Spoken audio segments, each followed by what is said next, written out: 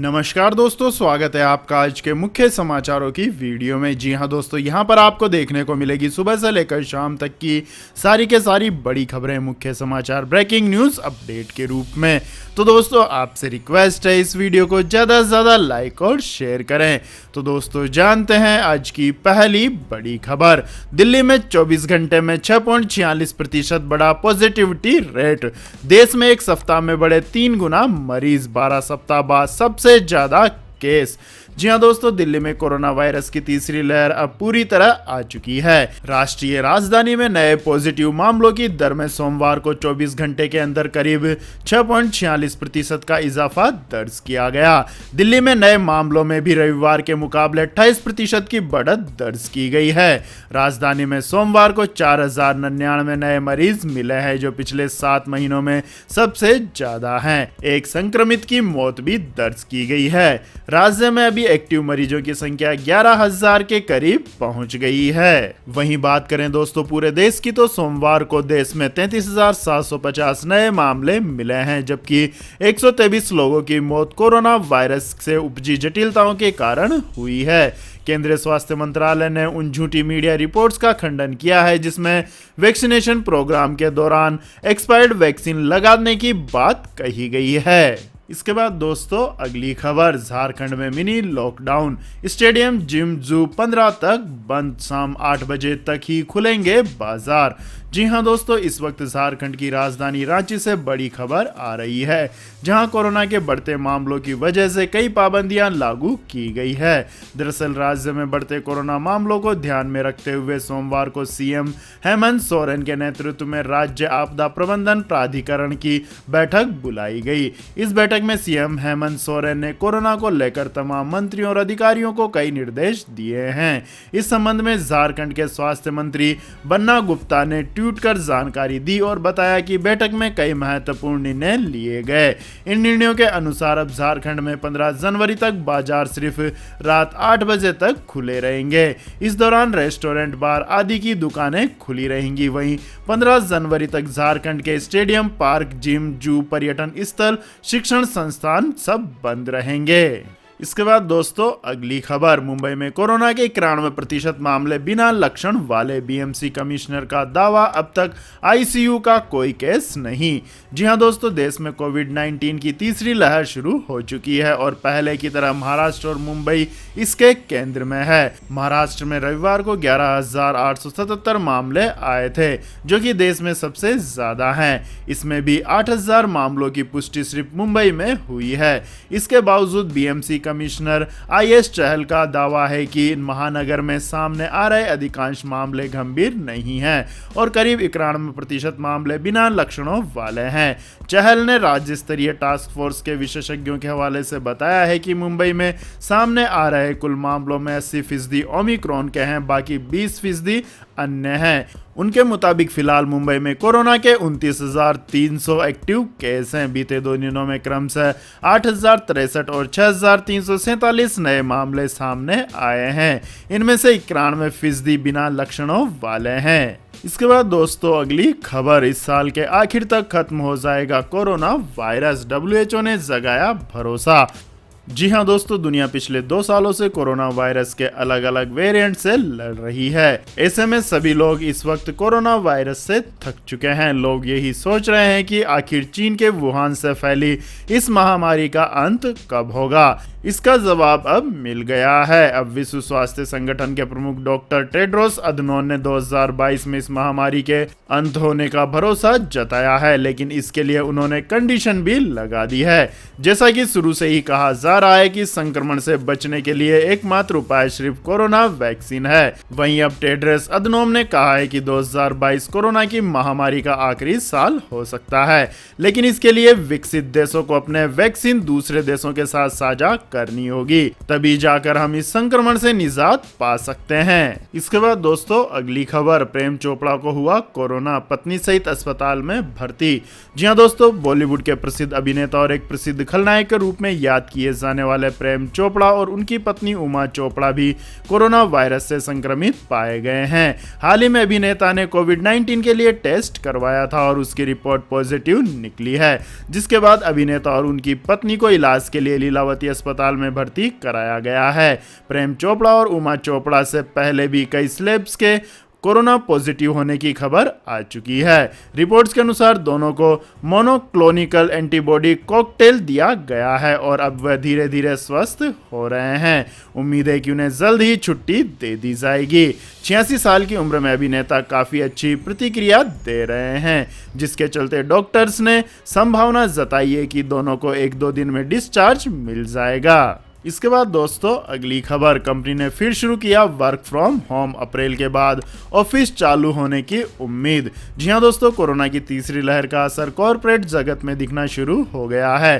कंपनियां धीरे धीरे वर्क फ्रॉम होम को फिर से लागू करने में जुट गई है। इनका मानना है कि अब अप्रैल के बाद से ही ऑफिस के बारे में सोचा जा सकता है।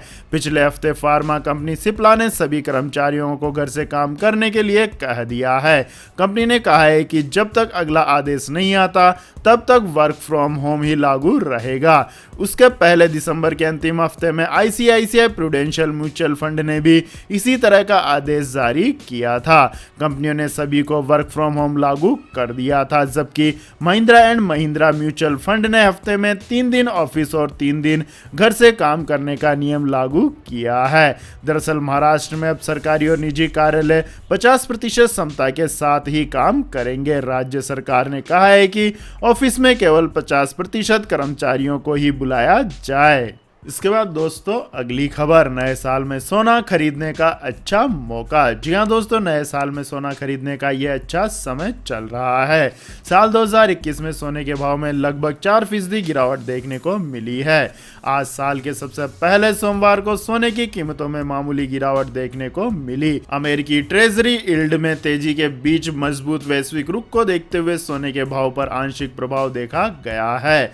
MCX पर सोना वायदा 0.19% या 49 रुपए की गिरावट के साथ 48,056 रुपए प्रति 10 ग्राम पर आ गया है। वहीं चांदी 0.37% या 230 रुपए की गिरावट के साथ 62,430 रुपए प्रति किलोग्राम थी। सोना इस समय 56,200 रुपए प्रति 10 ग्राम के ऑल टाइम हाई से करीब 8,000 रुपए नीचे चल रहा है। आपको बता दें दोस्तों, दुनिया भर में कोरोना संक्रमण पिछले 7 दिनों में तेजी से बढ़ा है। लिया जाए इसका असर भी देखने को मिलेगा। मार्केट एक्सपर्ट्स का मानना है कि महामारी के डर और इन्फ्लेशन की चिंताओं के बीच साल 2022 में सोना 55,000 रुपए प्रति 10 ग्राम के स्तर पर पहुंच सकता है।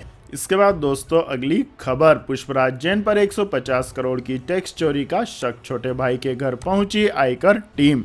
जी हां दोस्तों, समाजवादी पार्टी के नेता पुष्पराज जैन उर्फ पप्पी जैन के कई ठिकानों पर चले छापों में 150 करोड़ रुपए के भारी भरकम टैक्स चोरी की आशंका है। आयकर विभाग से जुड़े अधिकारियों ने यह जानकारी दी। 31 दिसंबर 2021 को आयकर विभाग के अधिकारियों ने मुंबई, गुजरात, कानपुर, लखनऊ और कन्नौज समेत देश के दूसरे ठिकानों पर छापा मारा था। IT सूत्रों से मिली जानकारी के अनुसार लगभग 50 ठिकानों पर छापामारी की गई थी। सूत्रों से मिली जानकारी के अनुसार पुष्पराज जैन उर्फ पप्पी जैन का मुंबई के बिजनेसमैन भूमि डेवलपर के साथ जॉइंट वेंचर था। ये दोनों साथ मिलकर बिजनेस करते थे। प्राथमिक जांच में पता चला है कि 150 करोड़ रुपए की टैक्स चोरी की आशंका है। आयकर विभाग के अधिकारियों को संदेह है कि शुक्रवार शनिवार की तलाशी में जब्त किए गए दस्तावेजों और फाइलों के विश्लेषण के बाद और अधिक कर चोरी का पता लगाया जा सकता है। इसके बाद दोस्तों अगली खबर, सेंसेक्स 929 पॉइंट बढ़कर 59,183 पर बंद, निवेशकों की संपत्ति 4 लाख करोड़ रुपए बढ़ी। जी हां दोस्तों, शेयर बाजार में साल के पहले सोमवार के दिन अच्छी खासी तेजी देखी गई। बॉम्बे स्टॉक एक्सचेंज का सेंसेक्स 929 पॉइंट बढ़कर 59,183 पर बंद हुआ। नेशनल स्टॉक एक्सचेंज के निफ्टी में 271 अंक की बढ़त दर्ज की गई, जिससे यह 17,625 पर बंद हुआ। इससे पहले शुक्रवार को यानी साल के अंतिम दिन भी बाजार बढ़त के साथ बंद हुआ था। निवेशकों की संपत्ति यानी लिस्टेड कंपनियों का market market cap 259.95 lakh crore रुपए रहा। शुक्रवार को ये 266 लाख करोड़ रुपए था। इसके बाद दोस्तों अगली खबर, लेकिन दोस्तों अगली खबर जानने से पहले आप लोगों से गुजारिश है कि इस वीडियो में दिखाई गई खबरें अगर आपको पसंद आई हो तो इस वीडियो को लाइक करें, शेयर करें और हमारे चैनल को सब्सक्राइब करें। तो दोस्तों जान लेते हैं अगली खबर। रिटायरमेंट के बाद मोहम्मद हफीज ने खोल दी पाकिस्तान टीम की पोल, पीसीबी को भी जमकर लपेटा। जी हां दोस्तों, पाकिस्तान के पूर्व कप्तान मोहम्मद हफीज ने रिटायरमेंट के बाद अपनी ही टीम की पोल खोल दी है। हफीज ने उन प्लेयर्स पर भड़ास निकाली है जिन्होंने करप्शन में शामिल होकर जेंटलमैन गेम को बदनाम किया है। 41 साल के मोहम्मद हफीज ने सोमवार को सुबह इंटरनेशनल क्रिकेट को अलविदा कह दिया। उन्होंने पाकिस्तान क्रिकेट टीम की तरफ से साल 2003 में डेब्यू किया था। मोहम्मद हफीज ने रिटायरमेंट के बाद प्रेस कॉन्फ्रेंस में पाकिस्तान टीम में करप्शन को लेकर कहा, मेरे करियर का सबसे बड़ा सदमा रहा जब मैं और अजहर अली ने इस मसले पर स्टैंड लिया, लेकिन हमें बोर्ड के चेयरमैन ने कहा कि हम खेलना नहीं चाहते तो ठीक है, लेकिन बाकी प्लेयर खेलना चाहते हैं। मोहम्मद हफीज ने इस बात को साफ किया है कि उनके रिटायरमेंट का पीसीबी चेयरमैन रमीज राजा के उस बयान से कोई लेना देना नहीं है जिसमें उन्होंने कहा था कि उनको और शोएब मलिक को वर्ल्ड कप 2019 के बाद संन्यास ले लेना चाहिए था। इसके बाद दोस्तों अगली खबर, 7th पे कमीशन अपडेट मिलने वाला है। तोहफा 32 लाख लोगों के खाते में 2 लाख तक डालेगी सरकार। जी हां दोस्तों, केंद्र सरकार के 31 लाख से अधिक कर्मचारियों को जल्द ही नए साल का बम्पर तोहफा मिलने जा रहा है। केंद्र सरकार इस महीने महंगाई भत्ते के एरियर का भुगतान कर सकती है। सरकार पिछले 18 महीनों के डीए एरियर का एक साथ भुगतान करने की तैयारी में है। अगर ऐसा हुआ तो आने वाले दिनों में केंद्रीय कर्मचारियों को एक बार में 2 लाख रुपए से अधिक की मोटी रकम हाथ लग सकती है। एक सरकारी रिपोर्ट के अनुसार 1 मार्च 2019 को केंद्र सरकार के कर्मचारियों की संख्या 31.43 लाख थी। कोविड के चलते पैदा हुए हालात के कारण डीए का भुगतान 18 महीनों से पेंडिंग है। ताजा खबरों की माने तो केंद्र सरकार इन कर्मचारियों के 18 महीनों के पेंडिंग डीए को इस महीने क्लियर करने वाली है। इसके बाद दोस्तों अगली खबर, बल्लेबाजों की वजह से बैकफुट पर टीम इंडिया। साउथ अफ्रीका के नाम रहा पहले दिन का खेल। जी हां दोस्तों, भारत और दक्षिण अफ्रीका के बीच जोहानिसबर्ग के वंडर्स मैदान में सीरीज का दूसरा टेस्ट खेला जा रहा है। टीम इंडिया अपनी पहली पारी में बल्लेबाजों में नाकामी नजर आई। बल्लेबाजों के खराब खेल की वजह से पहले दिन का खेल साउथ अफ्रीका के नाम रहा। दक्षिण अफ्रीकी टीम ने पहले दिन टीम इंडिया के 202 रन के जवाब में एक विकेट खोकर 35 रन बना लिए हैं। टीम इंडिया अपनी पहली पारी में सिर्फ 202 रनों पर आउट हो गई। जवाब में साउथ अफ्रीका की टीम ने पहले दिन एडन मार्करम के रूप में एक विकेट खोकर 35 रन बनाए। क्रीज पर दक्षिण अफ्रीका के कप्तान डीन एल्गर 11 और कीगल पीटरसन 14 रन बनाकर खेल रहे हैं। भारत की ओर से मोहम्मद शमी ने एक विकेट लिया है। इसके बाद दोस्तों अगली खबर, प्यास बुझाने वाली ये पॉपुलर ड्रिंक्स दे सकती है आंतों का कैंसर, किया गया बड़ा दावा। जी हां दोस्तों, यदि आप भी अपनी प्यास बुझाने के लिए सॉफ्ट ड्रिंक्स आदि का सहारा लेते हैं तो सावधान हो जाएं, क्योंकि आपकी ये आदत आपको कैंसर की तरफ धकेल सकती है। एक नए शोध में सामने आया है कि चीनी युक्त पेय पदार्थ का सेवन करने वालों में आंत के कैंसर का खतरा ज़्यादा रहता है, और जो लोग दिन में 2 बोतल गटक जाते हैं उनमें तो खतरा 2 गुना तक बढ़ जाता है। द सन में छपी खबर के अनुसार जर्नल गट में प्रकाशित शोध में चीनी युक्त ड्रिंक्स और जानलेवा कैंसर के बीच संबंधों को उजागर किया गया है। इसमें बताया गया है कि ये ड्रिंक्स पीने वाले वयस्कों में आंत के कैंसर का खतरा अधिक रहता है। ऐसे अडल्ट जो दिन में 2 बार ड्रिंक्स का सेवन करते हैं उनमें खतरा 2 गुना तक हो जाता है। महिलाओं की बात करें तो उनके 50 की उम्र तक पहुंचने से पहले ही कैंसर की चपेट में आने की आशंका रहती है। रिसर्च में कहा गया है कि केवल सॉफ्ट ड्रिंक ही नहीं, फ्रूट्स के फ्लेवर वाली ड्रिंक्स, स्पोर्ट्स और एनर्जी ड्रिंक्स सभी सेहत के लिए गंभीर खतरा उत्पन्न करती है। इसके बाद दोस्तों अगली खबर, एंड्रॉइड से आईफोन पर चैट ट्रांसफर होगी, एडमिन किसी भी मैसेज को डिलीट कर पाएंगे। जी हाँ दोस्तों, व्हाट्सएप में इस साल कई नए फीचर्स देखने को मिलेंगे। इनमें से मैसेंजर को इस्तेमाल करने वाला एक्सपीरियंस पूरी तरह बदल जाएगा। नए फीचर्स ज्यादातर यूजर यूटिलिटी से जुड़े होंगे। व्हाट्सएप जिन फीचर्स को इस साल लॉन्च करने वाली है उनकी टेस्टिंग काफी लंबे समय से चल रही है। व्हाट्सएप जो नए फीचर्स इंट्रोड्यूस करने वाली है उनमें में पहला है एंड्रॉयड से iOS पर चैट ट्रांसफर करना, दूसरा एडमिन के लिए कंट्रोल फीचर, तीसरा मैसेज पर रिएक्शन, चौथा स्टिकर स्टोर और पांचवा है व्हाट्सएप कम्युनिटी फीचर, छठा नियर बाय बिजनेस है। इसके बाद दोस्तों अगली खबर, साउथ कोरिया में ओमिक्रॉन वेरिएंट से पहली मौत, चिली में हाई रिस्क वाले लोगों को चौथा डोज लगेगा। जी हां दोस्तों, दुनिया में ओमिक्रॉन का खतरा बढ़ता जा रहा है। साउथ कोरिया ने सोमवार को एक बयान में माना है कि सियोल में ओमिक्रॉन वेरिएंट से संक्रमित एक व्यक्ति की मौत हो गई है। इस बारे में Korea disease control and prevention agency ने जानकारी दी। हालांकि इस मामले में चौंकाने वाली बात यह है कि मरीजों की मौत 27 दिसंबर को हुई थी और साउथ कोरिया ने इसकी जानकारी सोमवार को दी है। साउथ कोरिया में अब तक 8.8% पेशेंट्स के सैंपल्स में ओमिक्रॉन वेरिएंट मिल चुका है। पूरी दुनिया में बीते दिन 8.28 लाख नए केस मिले और 3088 लोगों की मौत हुई है। इसके बाद दोस्तों अगली खबर, देश में बेरोजगारी की दर 7.91% पर पहुंची, ओमिक्रॉन से आर्थिक सुधारों को नुकसान की आशंका। जी हां दोस्तों, कोरोना की तीसरी लहर के बीच देश में बेरोजगारी फिर बढ़ने लगी है। Private think tank centre for monitoring Indian economy की रिपोर्ट के अनुसार दिसंबर में बेरोजगारी दर 7.9% रही, जो नवंबर में 7.0% के मुकाबले ज्यादा है। CMIE के अनुसार अगस्त 2021 में 8.3% के बाद यह बेरोजगारी दर सबसे ज्यादा है। CMIE के ताजा डेटा के मुताबिक दिसंबर में शहरी क्षेत्रों में बेरोजगारी दर 9.30% पर पहुंच गई है। नवंबर में यह 8.2% थी। ग्रामीण बेरोजगारी दर भी दिसंबर में बढ़कर 60.3% पर पहुंच गई है। कई अर्थशास्त्रियों को चिंता है कि ओमिक्रॉन पिछली तिमाही में देखे गए आर्थिक सुधारों को नुकसान पहुंचा सकता है। इसके बाद दोस्तों अगली खबर, स्पाइडरमैन नो वे होम ने बॉक्स ऑफिस पर कमाए 200 करोड़ रुपए, बनाया रिकॉर्ड। जी हां दोस्तों, कोरोना काल में बॉलीवुड का हाल बुरा हो चला है। कई सारी ऐसी फिल्में हैं जो तय समय पर रिलीज नहीं हो सकी, कई सारी ऐसी फिल्में हैं जो रिलीज तो हुई मगर उनकी कमाई कम रह गई। इसी का फायदा साउथ और हॉलीवुड फिल्मों को मिला। कुछ समय पहले ही हॉलीवुड फिल्म स्पाइडरमैन नो वे होम रिलीज हुई थी। फिल्म ने बॉक्स ऑफिस पर जबरदस्त कमाई कर ली है।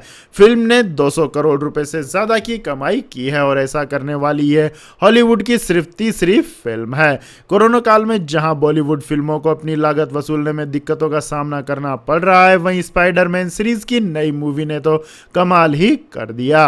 विपरीत परिस्थितियों में भी इस मूवी ने असाधारण कमाई से सभी को चौंका दिया है। इसके बाद दोस्तों अगली खबर, तालिबान ने महिलाओं के नहाने के तरीके पर जारी किया फरमान, दिया ऐसा आदेश। जी हां दोस्तों, उज्बेकिस्तान की सीमा से लगे उत्तरी बल्क प्रांत में तालिबान अधिकारियों ने महिलाओं के लिए सभी सामान्य बाथरूम को बंद करने की घोषणा की है। खामा प्रेस ने इसकी जानकारी दी है। जैसे जैसे अफगानिस्तान के इस्लामी अमीरात देश भर में जड़े जमा रहे हैं, उनके प्रतिबंध खासकर महिलाओं पर भी लगातार बढ़ रहे हैं। यह निर्णय धार्मिक विद्वानों और प्रांतीय अधिकारियों द्वारा सर्वसम्मति से लिया गया है। रिपोर्ट में कहा गया है कि नए फैसले के आधार पर महिलाएं इस्लामिक हिजाब का पालन करते हुए केवल निजी स्नान में ही स्नान कर सकती हैं, सामान्य स्नान में नहीं। बल्क प्रांत में सदाचार के संवर्धन और उपाध्यक्ष की रोकथाम निर्देशालय के प्रमुख ने कहा है कि यह निर्णय धार्मिक विद्वानों के परामर्श के बाद लिया गया है। निर्देशालय के प्रमुख ने कहा, चूंकि लोग घर में आधुनिक बाथरूम तक नहीं पहुंच पाते हैं, इसलिए पुरुषों को सामान्य स्नान में जाने की अनुमति है, लेकिन महिलाओं को हिजाब का पालन करते हुए निजी स्नान में जाना चाहिए। इसके बाद दोस्तों अगली खबर, पेंगोंग झील क्षेत्र में पुल बना रहा है चीन, LAC के बहत करीब महीनों से चल रहा है कंस्ट्रक्शन। जी हां दोस्तों, पूर्वी लद्दाख में जारी तनाव के बीच एक बार फिर से चीन की उकसावे वाली हरकतें सामने आई है। सैटेलाइट तस्वीर में दावा किया जा रहा है कि चीन पेंगोंग झील क्षेत्र में LAC के बहत करीब पुल बना रहा है। तस्वीर से पता चला है कि चीन लद्दाख की पेंगोंग झील के अपने कब्जे वाले क्षेत्र में पुल का निर्माण कर रहा है। यही नहीं, यह निर्माण पिछले कुछ महीनों से जारी है। इंडिया टुडे की रिपोर्ट के मुताबिक यह पुल पेंगोंग झील के उत्तरी और दक्षिणी किनारे को जोड़ेगा, जिससे चीनी सेना को दोनों साइडों तक बहुत जल्द पहुंचने में मदद मिलेगी। तो यह थी दोस्तों आज की सभी महत्वपूर्ण बड़ी खबरें। और दोस्तों बारी आती है आज के माइंड क्विज क्वेश्चन की, जिसका जवाब देकर आप बन सकते हैं एक शानदार उपहार के विजेता। तो दोस्तों आज का सवाल है, भारत के किस वैज्ञानिक को मिसाइल मैन के नाम से जाना जाता है? जी हाँ दोस्तों, अगर आपको इस सवाल का जवाब आता है तो तुरंत कमेंट सेक्शन में लिख दीजिए, इस वीडियो को लाइक कीजिए, शेयर कीजिए और हमारे चैनल को सब्सक्राइब करके बेल आइकन का बटन भी दबा लें। धन्यवाद। जय हिंद, जय भारत, वंदे मातरम।